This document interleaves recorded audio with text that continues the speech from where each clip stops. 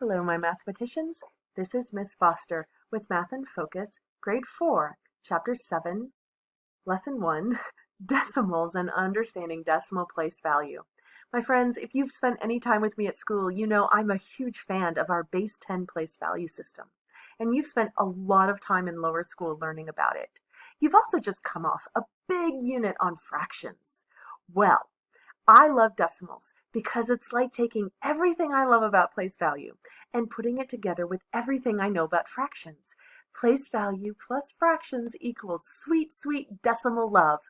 This is great news for you and your brain because any time that your brain can make connections between things, see relationships between things, see patterns that develop, your brain is crazy for that stuff. And every time you find one, your brain will be able to strong a truly solid connection of understanding. Now our lesson today focuses on tenths, but I would like to give you a big picture overview of what decimals mean.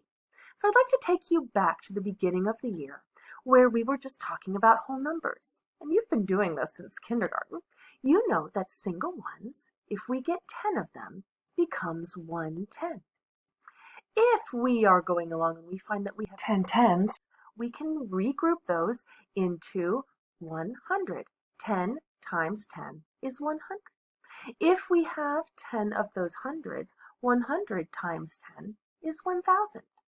And similarly, if we go the opposite direction, if we take 1,000 and divide it into 10 pieces, then we will get hundreds. How about if we divide the 100 into 10 parts? We get tens. How about if we divided 10 into 10 parts? We get single ones. And so our decimal system, being part of our place value system, does that for us, except for pieces and parts. Now, if you've been in class with me and maybe you raised the hand and you said, Miss Foster, I say that the answer is 4,617. It is likely that I have said to you, no, take that and out of there. That is not where it belongs. We will be using it later. We're going to use it now. It is true, I know, that most people in our culture stick an and somewhere in here. But that's not where it belongs. Think about what you learned about mixed numbers in our last chapter. If I wrote 3 and 2/10, doesn't the and go right in the middle? That's where it goes. And so every time you hear that and, that's the decimal point. Right there, the decimal point separates our whole numbers from our pieces and parts. So if I take a whole single one, like imagine a whole pizza, and I slice it up into 10 pieces, I divide it into 10, each of those pieces will be 1/10. And this is the tenths place.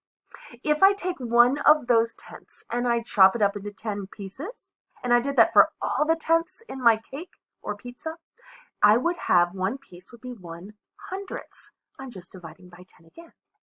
Now, this is the hundredths place. And I must tell you honestly, my friends, if that's enough for you, great, because this is all the farther you have to go for 4th grade. But if you understand the big picture, does it really matter? So if I take 100th and I divide all my hundredths into 10 pieces, now first of all, if you are really imagining the pizza, don't we have a big mess by now?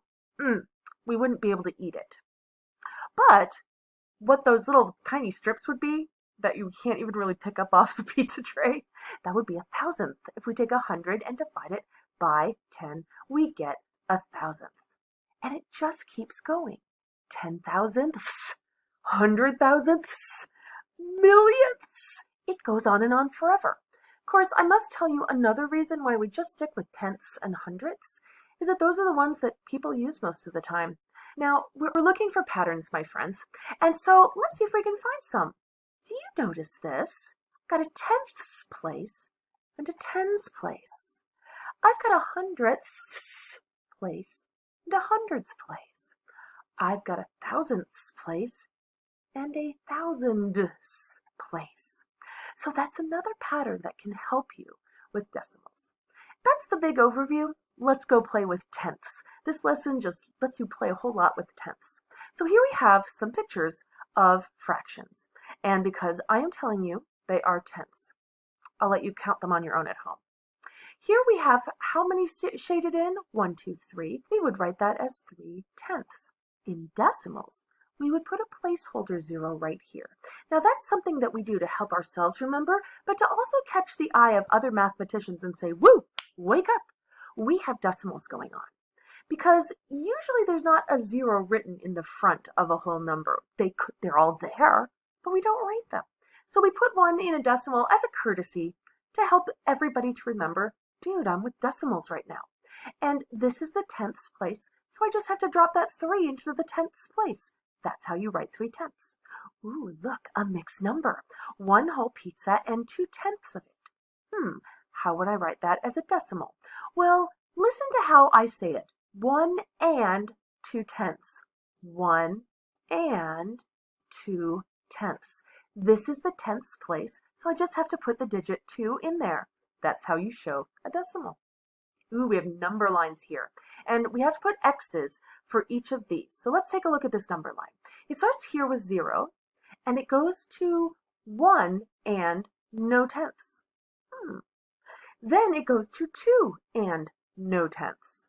Ooh, because we're dealing with tenths, I bet there are 10 spaces here. 1, 2, 3, 4, 5, 6, 7, 8, 9, 10. And this little extra long hash mark that they didn't name, that's 5/10 right there. Okay, so for 0/10, well, this is 5, 6, 7. That's where 7/10 will go.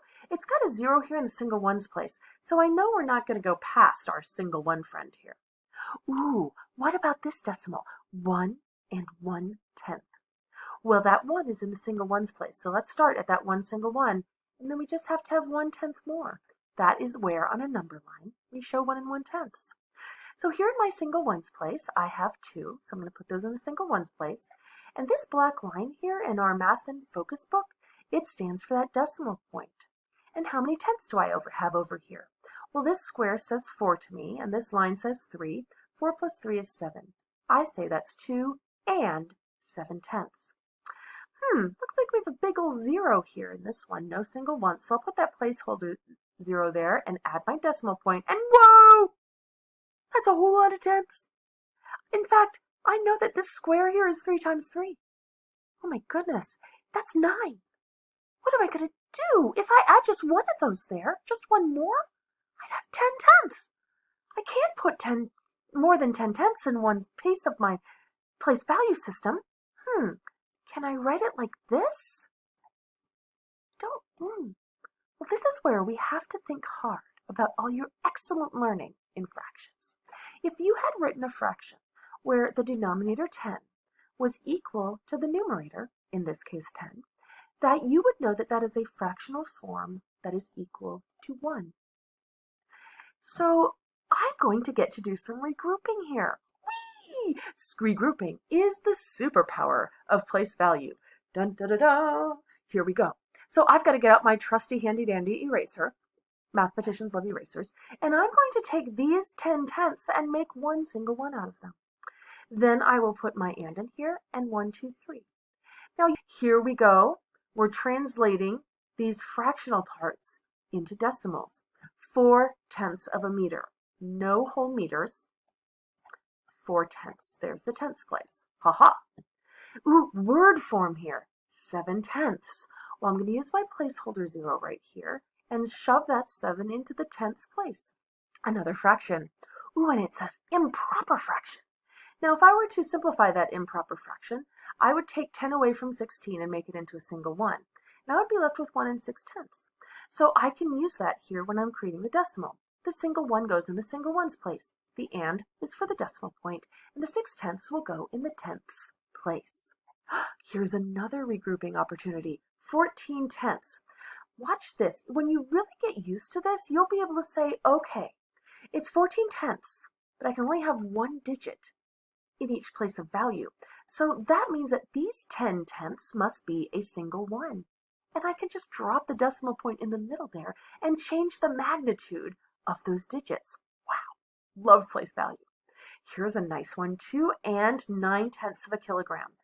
2 and for my decimal point, 9/10. Ooh, the word form, 9 ones and 6/10. 9 ones in the single ones place, and there's my decimal point, 6/10. Now, they're going to go the other way, analyzing the decimals themselves, and here's the word form. So there's a 3 in the tenths place. That means we have 3/10. There's 2 and 9/10. Think back. If we were writing this as a mixed number and we wanted to change it into an improper fraction, we would say, well, there's 10 in every one of those chocolate bars. If I have 2 whole chocolate bars, I've got 10 times 2 of those little pieces that you can easily snap off of your chocolate bar. Chocolate. So that means I would have 20 pieces in the whole number, plus 9 more pieces would equal 29/10. And in fractional form, we would write it like this. In word form, just have to write it like that, 29/10.